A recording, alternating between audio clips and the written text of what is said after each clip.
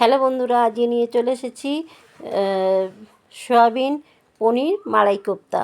তো সয়াবিন তো অনেকেই খেতে চায় না, পনিরও তাই। তাই এই নতুন রেসিপিটা বানাবে, দেখবে ঘরেতে ছোট বড় সবাই খুব মানে একবারের জায়গায় 5বার খেতে চাইবে। তো যাই হোক, এইটা বানাতে কি কি লাগছে তোমাদেরকে দেখানোই হচ্ছে। তো এখানেতে তেল নিয়েছি, কর্নফ্লাওয়ার নিয়েছি, কিশমিশ নিয়েছি, ধনেপাতা নিয়েছি, আর এখানেতে তোমার দই আছে, সয়াবিন আছে, দুধ আছে, আর আলু তো অবশ্যই থাকবে, পনির অবশ্যই থাকবে, টমেটো, আদা, ধনের গুঁড়ো, জিরের গুঁড়ো, লঙ্কা সব নেওয়া হচ্ছে। তো প্রথমে সয়াবিনটা পেস্ট করে নিয়েছি, দিয়ে তার সাথে আলুটাকে গ্রেট করেছি, পনিরটাও গ্রেট করে নিয়েছি, নিয়ে এগুলো একসাথে ভালো করে মিশিয়ে নিতে হবে।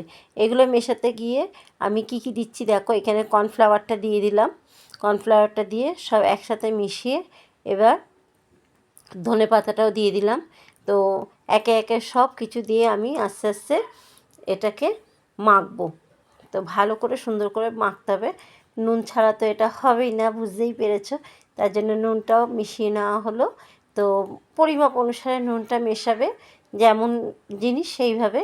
তো আমার কাছে যেরকম পরিমাণ ছিল আমি সেইভাবে নুনটা মিশিয়ে নিলাম। নুনটা মিশিয়ে এতে একটু তেলও মেশাবো। এই যে তেলটা মেশাচ্ছি কেন, ভিতরটা একটু তেলা তেলা থাকলে জিনিসটা সুন্দর হবে। আর তেলটা দিয়ে নেবে তোমাদেরই পরিমাপ অনুসারে। তো আমি আমার মতন করে দিয়েছি। তো এইবার কি করব, এগুলোকে এখানে কি দেখলে বলো তো, চিনি, হ্যাঁ একটু চিনি না দিলে তো স্বাদ হবে না। এটা সুন্দর করে ভালো করে চটকে চটকে মেখে নিলাম, একদম সুন্দর করে মেখে এবার দেখো একটা একটা করে গোল গোল বলের মতন রেডি করে নিলাম। এবার একদম অনেকটাই তেল নেবে, যাতে সুন্দর করে ভাজা যায়।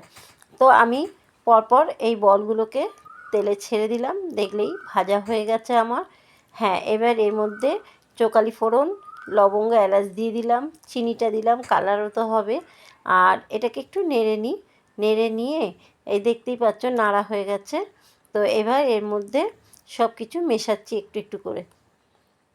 এখানেতে আমি পেস্ট করা ছিল বাদাম, পোস্ত, সব রকম জিনিস, দই টই দিয়ে সব ছিল এখানেতে।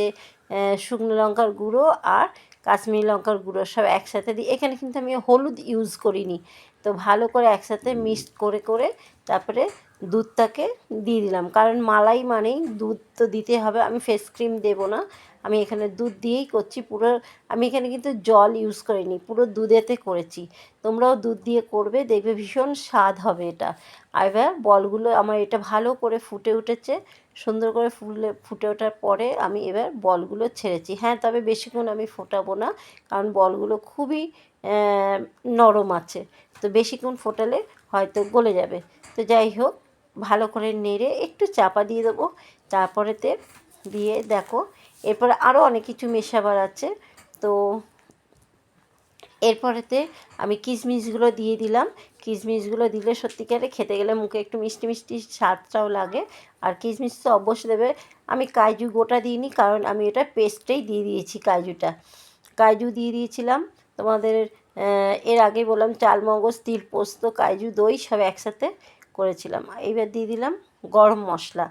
তো এইগুলো না দিলে তো স্বাদ হবেই না, তার জন্য এগুলো অবশ্যই দিতে হবে। হ্যাঁ, এবার লাস্টে দিলাম কসুরি মেথি। তো এইগুলো দিয়ে সুন্দর করে একটু নেড়ে নিতে হবে। নেড়ে নিয়ে তো দেখতেই পাচ্ছ ভিডিওটা কেমন হলো, কিন্তু অবশ্যই সবাই জানাবে, অবশ্যই করবে। ভীষণ সুন্দর স্বাদ হয়েছে, একদম তোমার বিয়ের বাড়ির মতন, বিয়ের বাড়ির থেকেও সুন্দর স্বাদ হয়েছে। আমার ভিডিওটা যদি ভালো লেগে থাকে অবশ্যই একটু লাইক আর সাবস্ক্রাইব করে পাশে থাকবে। কেমন হয়েছে অবশ্যই জানাবে। আর তোমরা ঘরে অবশ্যই ট্রাই করো, দেখবে ভীষণ সুন্দর হয়েছে।